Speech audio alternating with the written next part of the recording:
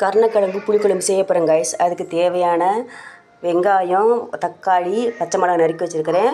வேக வச்சு வச்சுருக்கிறேன் கருணக்கிழங்க. இது மஞ்சப்பொடி, மிளகாப்பொடி, குழம்பு மிளகாத்தூள், மல்லிப்பொடி. எண்ணெய் ஊற்ற போகிறேன் கைஸ்.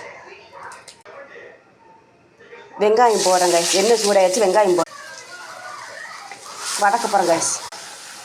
வெங்காயம் நல்லா வதங்கிடுச்சு கைஸ். தக்காளி, பச்சை மிளகாய் அது வதங்கிடுச்சு. வதங்கிறதுக்கு உப்பு, கல் உப்பு போட்டு மல்லிப்பொடி, மிளகாப்பொடி எல்லாம் ஒன்றா போடுறேன் பாருங்க கைஸ். கருணக்கிழங்கு குழம்புக்கு தேவையான புளி தண்ணி ஊற்றுறேன். இது முக்கியமானது. கொதிச்சிருச்சு. கருணக்கிழங்கு போடுறேன். குழம்பு கொதிச்சிச்சு கைஸ். அரைச்சி வச்ச தேங்காயை போடுறேன் இதில். ஒரு 10 நிமிஷம் கொதிக்கட்டும் கைஸ். குழம்பு கொதிச்சிச்சு கைஸ். தாளிக்கிறதுக்கு எண்ணெய் ஊற்றுறேன். குழம்பு ரெடி கைஸ்.